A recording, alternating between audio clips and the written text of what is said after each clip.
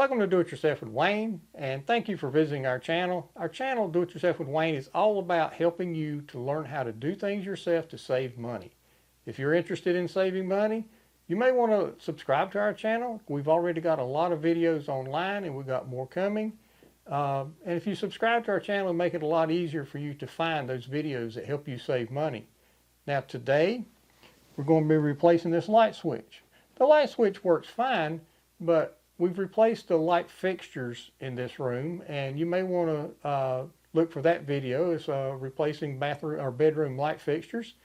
And we wanted those light fixtures to be dimmable. And this switch is just off and on. We're going to be installing this switch, which looks similar. It's just off and on, but it's got a little slider on the side. Now I know you can't see this, but I'll put a picture up here in the corner where you can see what it looks like. But that little slider is the dimmer switch. So wherever you put it, it stays there for off and on. It stays in the same place. It looks very similar to a traditional light switch, but it's dimmable. So that's what we're installing today. And so now we're going to proceed with installing this switch. The first step is to make sure your power is off. I can't emphasize this enough. Most people, most DIYers are not electricians, and you really got to go above and beyond to protect yourself when you're dealing with electricity. I've got this little tester. It doesn't do any whiz-bang things. It don't tell you how many volts you got. It don't do milliamps or ohms or anything. It's just whether you got power off or on. And you can buy these most any place that sells electrical components. And the way it works, you mash the little tab. If you hold it up to the switch, that light blinking and the noise tells you that the power is on to that light switch. Turn the switch off, the power's off, but the thing about it is, inside there, the black wire is still hot. So that's why you want to make sure you turn the breaker off, because the breaker in your breaker box is what feeds power to this switch. You want to make sure everything is off before you start. So now we're going to go switch our breaker off. We're going to come back.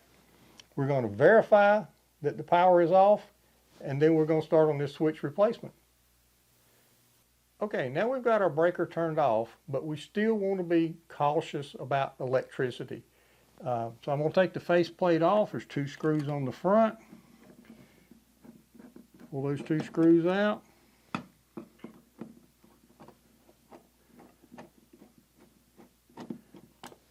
Take the faceplate off. Now that exposes your switch. And what you want to do, before you do anything else, take your tester again. Remember, get one of these things. They're not very expensive. They could save your life. So take your tester and test the wires inside there. Okay? Any wire that you can get to, put that tester next to it, see if it's hot. If there's any hot wires in there, something is still hot. It's live. It's dangerous. So test all the wires that you can reach to in there. And make sure your tester doesn't show that anything is live. And when you're sure that all the power is off, then you proceed with taking your switch out. As a general rule, there's 2 screws in the switch. One in the top, one in the bottom.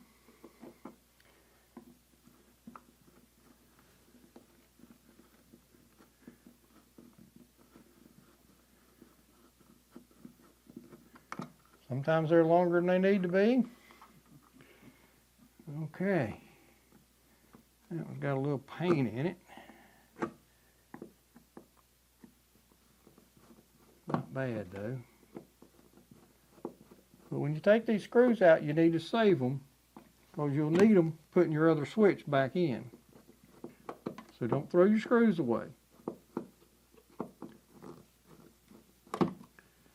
This one's definitely being aggravating because it's got paint in the groove, but we'll get it out.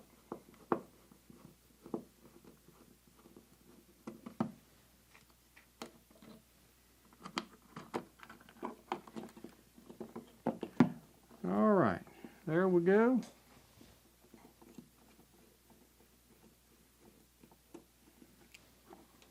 Pull your switch out, you got 2 wires on it. Okay? 2 wires. Now I'm going to set my little screws to the side. we're going to open up our package that has our new switch in it.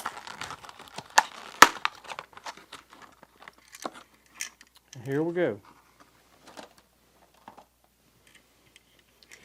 Now this switch has the last two screws that I took out. It has screws for that purpose with it. Some do, some don't. So in this case, we don't need to save the old ones, but we did, so it's good. All right, now we want to take our old wires loose. Some of them connect different ways than others. Some of them, and I'll put a picture of the side of our outlet up here in the corner again so you can see it, but there's two screws here. But on a lot of outlets, you also have these little holes that you can just push your wires into. Those work, but sometimes I have seen those come loose. So I don't really recommend them, but it is a lot easier. But if you just take your wires and roll them a little bit to make like a little U-shaped thing.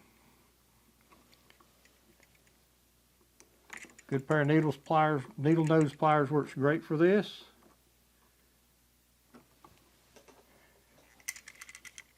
Then you can put that under those screws.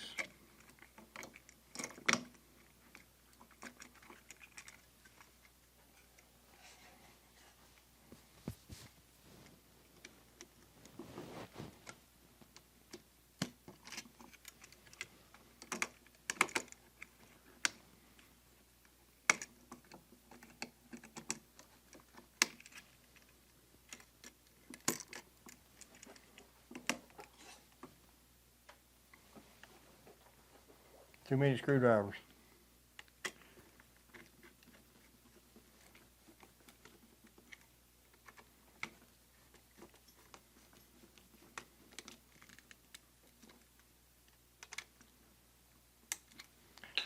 So if you take your wires and put them under the screws like I just did here, instead of using those little holes, you have a more secure connection. And like I said, I have used those holes before, but I have seen cases where the wires came loose when they were in those little holes. For the most part, they work well, but they're not as secure as using the screws. So I do recommend that you use the screws instead of the those little holes that you can just push the wire into. Now we're going to work our wiring back into the box. Make sure your switch is turned the way you want it turned. Work everything back in there. Get your screwdriver. There's two screws, one top and one bottom.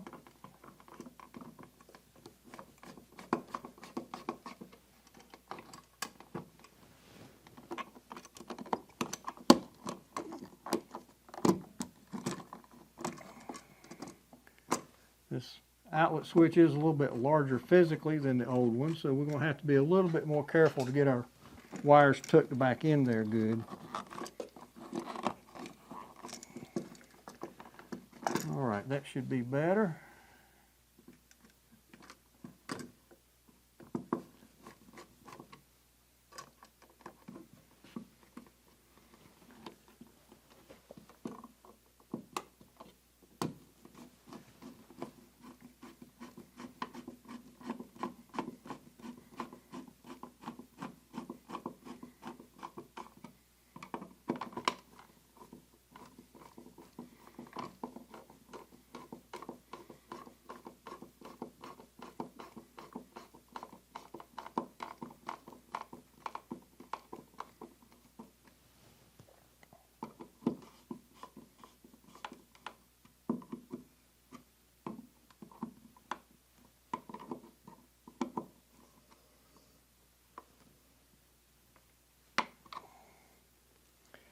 Now when you install these switches, the switches can be adjusted a little bit like this.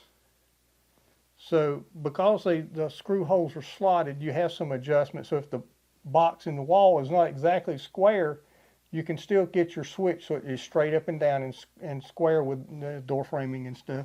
If they're off a little bit, it'll still work, but it doesn't look as nice.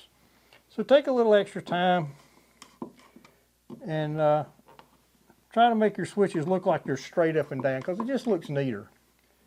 All right, there we go. Now we're going to turn our breaker back on. We're going to test this switch. And if everything works like it should, we'll put the new faceplate on and we'll be finished.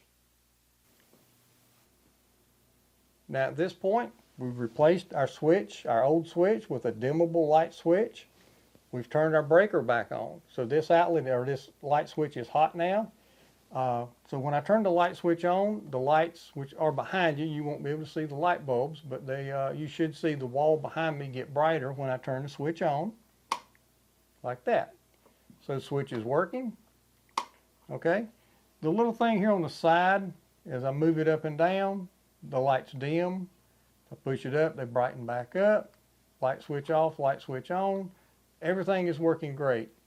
So next thing we got to do, the last thing we got to do is install the faceplate. Now faceplates come with new screws. And so we're going to put the faceplate over there. Then when there's two screws, one top and one bottom.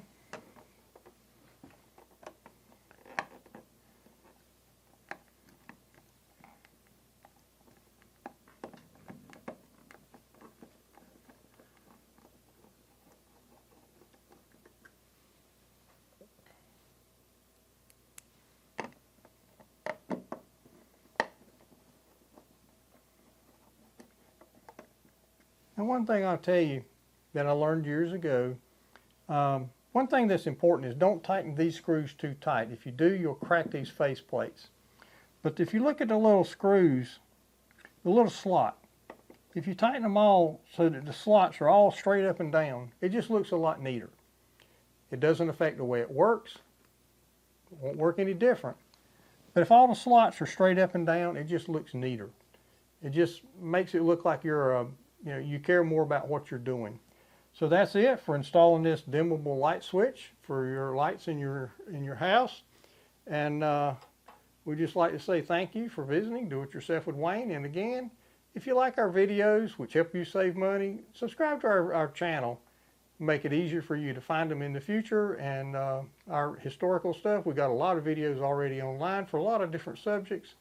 We got tool reviews, we've got electrical, we got plumbing, we got gardening, composting, like tool reviews, we got glue reviews, just all sorts of stuff to help you as a homeowner to do things yourself and save you money, because that's what this channel is all about. So we just like to say thank you for visiting. Do It Yourself with Wayne.